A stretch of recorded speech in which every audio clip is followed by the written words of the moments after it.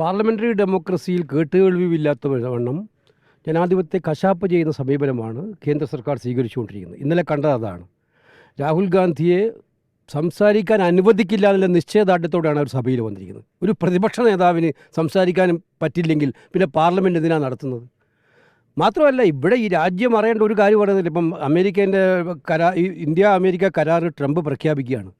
ഒരു ക്ലാരിറ്റിയും ഇല്ല. പാർലമെൻറ്റ് നടന്നുകൊണ്ടിരിക്കുക. പാർലമെൻറ്റിനെയും ഈ രാജ്യത്തെയും ഒക്കെ തന്നെ ഇരുട്ടിൽ നിർത്തിയിട്ടാണ് ഈ കരാർ നടത്തിക്കൊണ്ടിരിക്കുന്നത്. അതെ, എം പിമാരെ സസ്പെൻഡ് കൊണ്ട് തീരും. അവരെല്ലാവരും സസ്പെൻഡ് ചെയ്യേണ്ടി വരും. ഇന്ന് ഞങ്ങളും പ്രതിഷേധം തുടരും. ഈ കരാറിന്റെ കൂടുതൽ വിശദാംശങ്ങൾ കൂടി ലഭ്യമാവേണ്ടതാണ്. നമ്മുടെ രാജ്യത്തെ ഇരുട്ടി നിർത്തിയിട്ടില്ല കരാർ നടത്തുന്നത്. പീയൂഷ് ഗോയൽ പറഞ്ഞത് സംയുക്ത പ്രസ്താവന ഉണ്ടാകും എന്നൊക്കെയാണ് പറഞ്ഞത്. എവിടെ?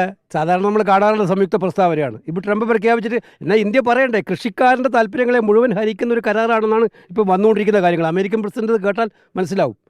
കാർഷിക രംഗത്തെ ഉൽപ്പന്നങ്ങളെ ഇറക്കുമതി ചെയ്യാൻ പോവാണെന്ന്, സീറോ ടാക്സിൽ അമേരിക്ക കൊടുക്കാൻ പോവാണെന്ന്. അപ്പോൾ ഇവിടുത്തെ കൃഷിക്കാരെന്ത് ചെയ്യും? എല്ലാവരും ഇരുട്ടിൽ നിർത്തിയിട്ടാണ്. അപ്പോൾ ഇതിനെതിരായിട്ട് ശക്തമായിട്ടുള്ള പ്രതിഷേധം. ഇത് മറ്റൊരു പ്രത്യേകത കൂടിയുണ്ട്, അങ്ങയുടെ ബർത്ത്ഡേ കൂടിയാണ്. അതിലെന്തെങ്കിലും ആഘോഷങ്ങളുണ്ടോ? ഒന്നുമില്ല. നമ്മൾ ബർത്ത്ഡേ ആഘോഷിക്കാറില്ല. ഒന്നും പറയും. ഇന്നിപ്പോൾ സോഷ്യൽ മീഡിയ ഉള്ളതുകൊണ്ടാണ് ഇതെന്നെ എല്ലാവരും അറിയുന്നത്.